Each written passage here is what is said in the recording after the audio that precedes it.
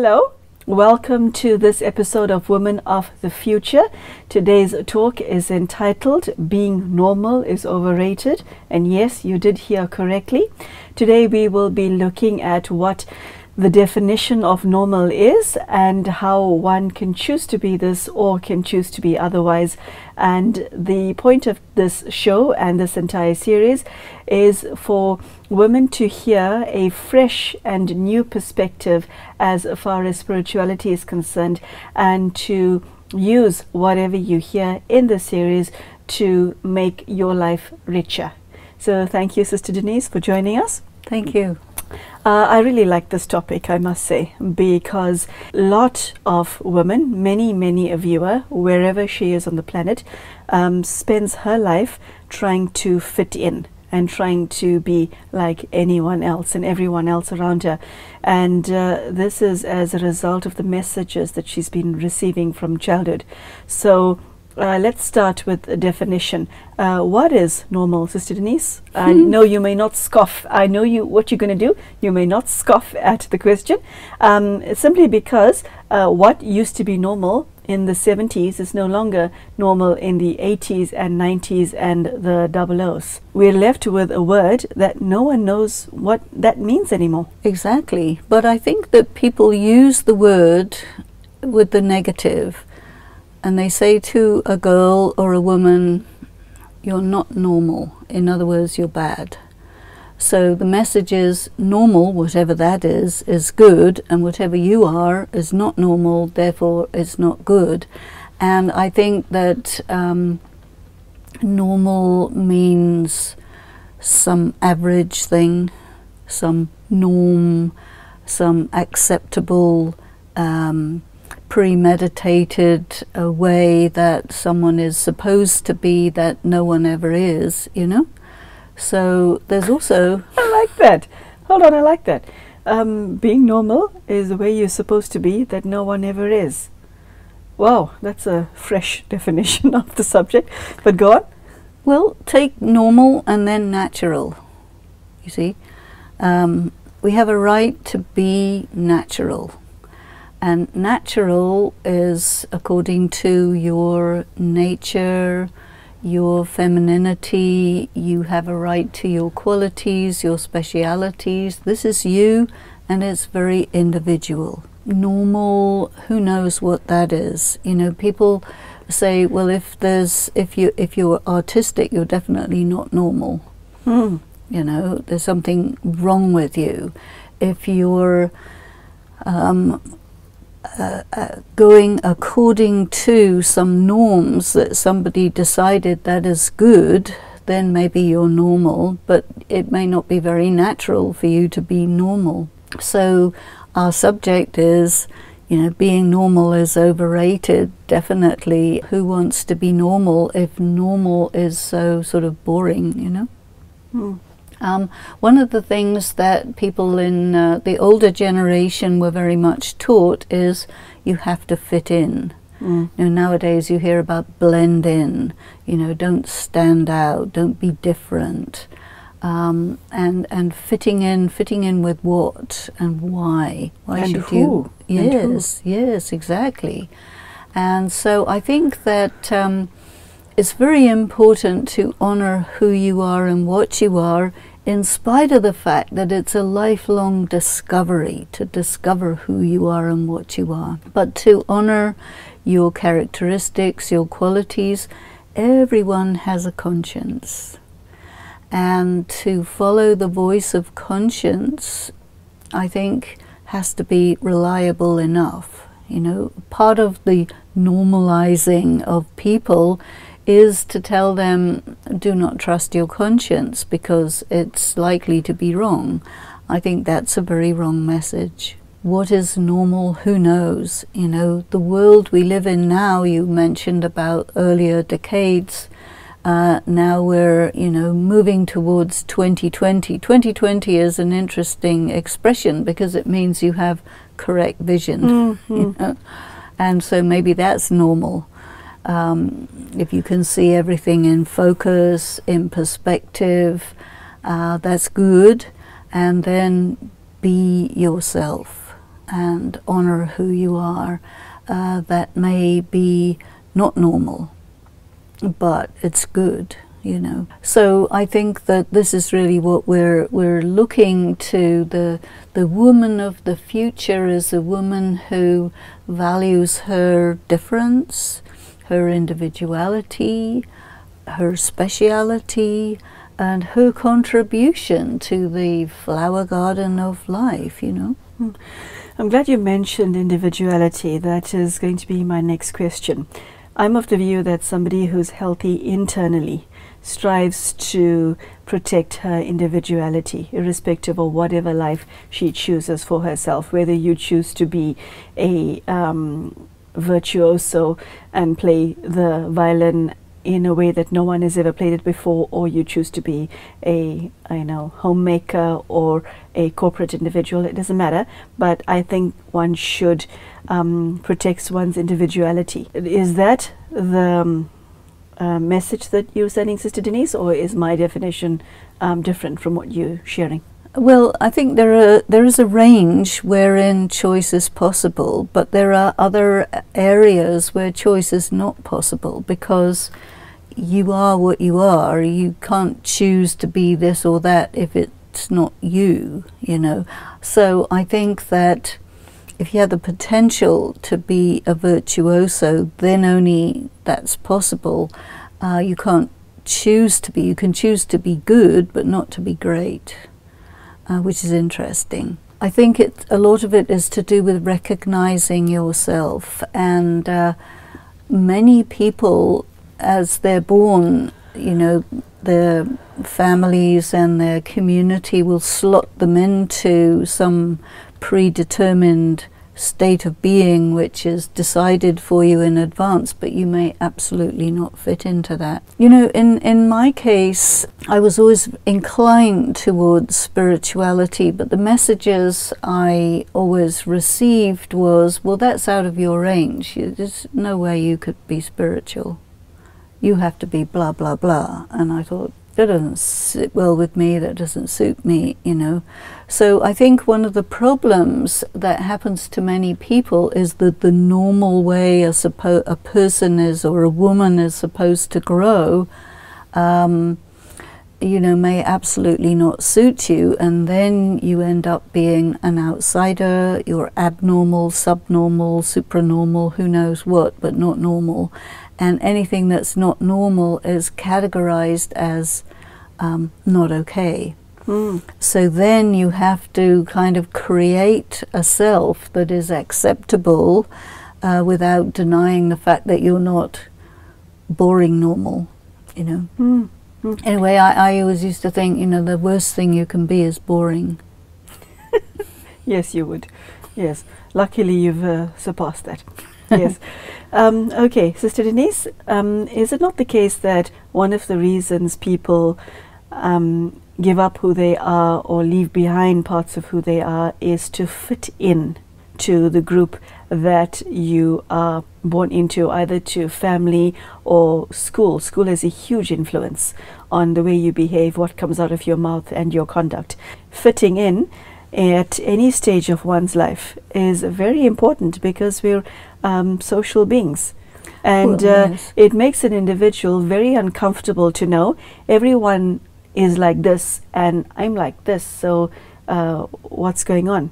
So you rather hold back a part of your personality than appear to be the odd one out. Well, that's right. And then all the normal bits of yourself, they're okay, and all the interesting bits, they're not okay. So it's you know, in a sense, it's really having to shoot yourself in the foot, because you get rid of all the good bits and keep all the boring bits, because normal is, in my view, rather boring. Yes, of course it would be. So, Sister Denis, it is incumbent upon a woman to explore all parts of her personality, even though it may be regarded as abnormal? Well, I think that being true to yourself is a very high and important consideration. if you recognize yourself as an artist, you owe it to yourself to pursue that. If you recognize yourself as an academic, you owe it to yourself to pursue that. You know, and I remember as I was growing up, highest importance was given to academic excellence. And I definitely went along with that. I definitely agreed with that. I'm very interested in being educated, but at the same time, I didn't want to be educated the way other people wanted me to be educated. I wanted to be I'm a very much self-educated person, and I continue to be. My education never has stopped, and I believe that it's really good for a person to continue to study, to continue to grow, to continue to evolve, and even to continue to change and develop your thinking as you grow older. And I think that also keeps you young, you know? Yes. If you are told you have to fit in with this kind of future, and you recognize that that's not my destiny, you know, there's a feeling that you have inside, no, I'm destined for something else. Then you need to turn your back on the prescription that's given to you and embrace your destiny. And that means you're taking a risk. A risk that, you know, it might totally fall apart. But okay, but I think there's something very important about feeling it, recognizing it, taking the risk, and then going for it. Sister Denis, many years ago, I heard this teenager on a documentary sing. He and his fellow class pupils were given as an essay topic the following line: I am great because ... And every student in the class had to present this paper. And what I found interesting about it is that he was a person of color, and all his school friends of the same class were also all people of color. And I thought this was very empowering and very beautiful, and I thought to myself, kudos to the teacher. Yes. But it's very interesting to ask all women watching us right now if they had to complete that sentence, I am great because, what their answer would be. It's a very important exercise, and I would definitely recommend that everybody actually at least writes a postcard on it. Yeah, it is, isn't it? Okay, so Sister Denis, how does one go about really bringing to the fore that which is the best in you? I know in previous episodes you say that it is a lifelong journey, but I would like some practical tools that one can engage in or develop to get to this space where you embrace your individuality. Well, I think also when you're young, because your whole life is there in front of you, you have all the possibilities. Listen to yourself. Listen to your heart. That's what solitude is for. That's what quiet time is for. Listen, and you will hear this voice of your destiny coming through, and go with that. And in addition to that, sometimes there are women who follow the prescribed script quite far into their lives, and they may encounter a moment in time, they've grown up, they had their education, they got married, they did their career, they did their children, and then maybe they're in their 50s or so, and somehow that's the time when they wake up to the fact that, okay, now what about me, you know? And that's a really wonderful time, because you've got a lot of experience under your belt, you've done all the things that were expected of you, and you still have good quality years ahead of you. And this is also a really good time to sit with yourself, to listen to yourself and say, okay, now what are my dreams? What are my aspirations? You know, what is it that's still there for me to do in my destiny? Well, that's a very good thing to do at that time. I found myself wondering at some stage in my life, do we really make decisions, or do we simply answer callings from within the soul? What is your answer to that question? Well, I think there's both, you know. You may be called, but then you have to answer the call. And if you feel that you have a calling, you have to take a step of courage to follow that calling and to continue to follow that calling, because it doesn't mean the be-all and end-all of it once you just follow the calling. Then you're on another track, which is full of all sorts of, you know, challenges, hurdles, and so on. And I think the important thing at that time is that you repeatedly take responsibility. I made this decision. I decide to continue. I decide to handle the different hurdles and obstacles that come my way, and this is my choice. Sister Denis, a frighteningly large part of the female population find themselves being subjected to threats and abuse if she does not conform. And so much so that her individuality is almost violently stamped out of her. How does one conduct oneself and protect oneself in a situation like that, where you want to be this way? It's not about being right or wrong. You want to be this way, and yet the tide is pushing you in a different direction. How do you handle that dichotomy? Well, I've always been a nonconformist. Yes. And I remember, you know, at different times in my life, I will be told, if you don't do this, you'll be disinherited, this, that, the other. And I would say, so be it, but this is the way I'm going.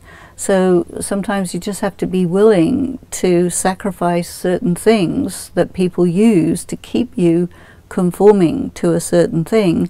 And I found as the years went by that nothing was lost. In spite of all of this, everything is there. So, I mean, sometimes you just have to, as it were, call the bluff. Sister Denis, how does being with God bring out the deepest and most powerful aspects of one's personality, be it normal or otherwise? How does His presence impact on one's life in that way? Well, I think being with God is already not normal. And yet, there are many religious person watching you. Well, that's not the same as being with God. Say more about that. Sometimes the meaning of being religious is that you follow certain religious practices, but you may or may not have the sense of being with God. You know, to me, being with God means that you're already a mystic. M-Y-S-T-I-C. Yes. Not M-I-S-T-A-K-E. That's an interesting statement. I mean, you may well be considered a mistake. Yes. You may well. But a mystic is really somebody who operates on the level of the divine, you see, which is a gift, it's a calling, it's grace, and it's definitely not normal. And so, but it doesn't mean it's abnormal. It's different. And I think the word different is nice because it's not so bad as being abnormal. You know, you can be different, you can honor the fact that you're different, that you do not share the same social prejudices of the people you grew up in. That's different. You don't agree that you have to be limited in the way that people around you are limited. That's different. And being different is not so sort of damning as being abnormal. Okay, so Sister Denis, one's relationship with God, you say that by definition puts you out of the normal range. How does God impact on one's individuality? Well, I think somebody can have a relationship with God without being with God. because I think everybody has some sort of a relationship with God. Even an atheist, they don't like God, they don't think God exists. But someone who is with God, there's a whole different thing. Okay.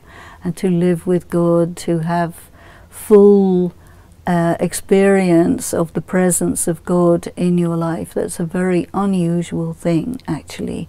And you know, there's lots of people who believe in God in all kinds of different ways. Most people are in some religion or another. There's a few atheists, and there are people who grew up in communist countries who describe themselves as having been raised atheist, which is interesting that they don't say we are atheists, but we were sort of made to be atheists, but otherwise we're not atheists.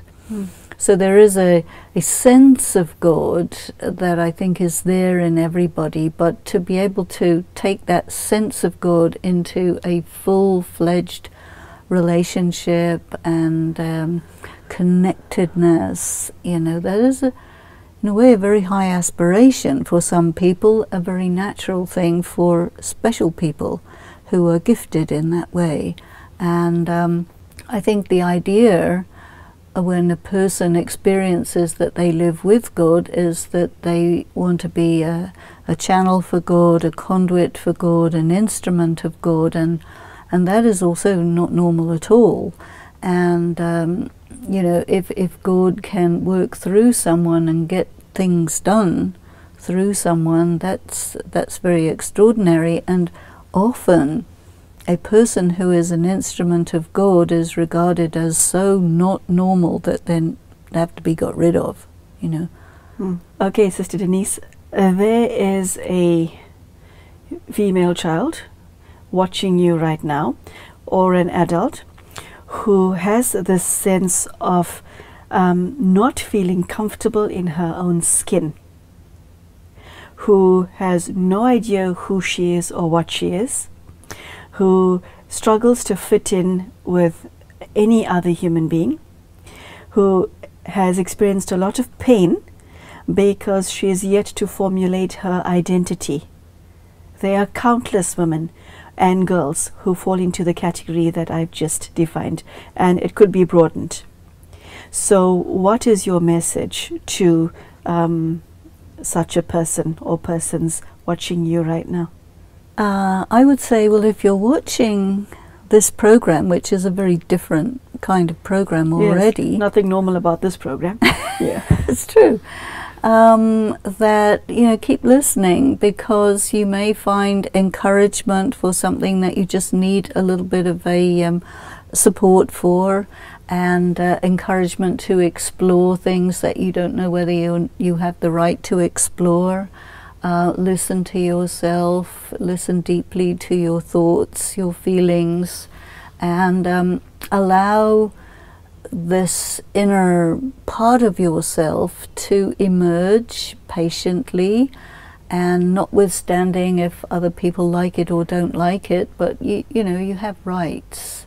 You have a right to be what you are, and you have a right for it to emerge slowly and take its own time. You know, sometimes it takes a very long time for a person to really come into their own.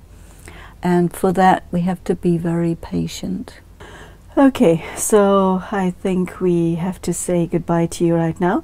I really loved the note on which you ended that session, Sister Denis, because a lot of girls and adult women struggle to find an answer to that question, and who actually start treating themselves like how they treated on the outside, like a misfit, which is a terrible feeling to have. So I thank you for your sharing today, and I thank you at home, dear viewer, for spending this half an hour with us. I hope that if you are in a position where you feel that there is nothing and no one that feels like home to you, you would have watched this episode and realized, firstly, that you're not alone, and secondly, that you can take some solace from the fact that by virtue of the fact that you're alive, you have your place in the universe just like everyone else. And Sister Denis has shared some invaluable gems in this episode and in other episodes where she has given you tools to understand who you are and to bring out the best in you. And I particularly liked her stance of including God in your journey, whoever you believe him or her to be. So I do thank you for lending us your ear for this half hour, and I wish you everything of the best in your own journey. Thank you for joining us, and we will see you soon. Cheers.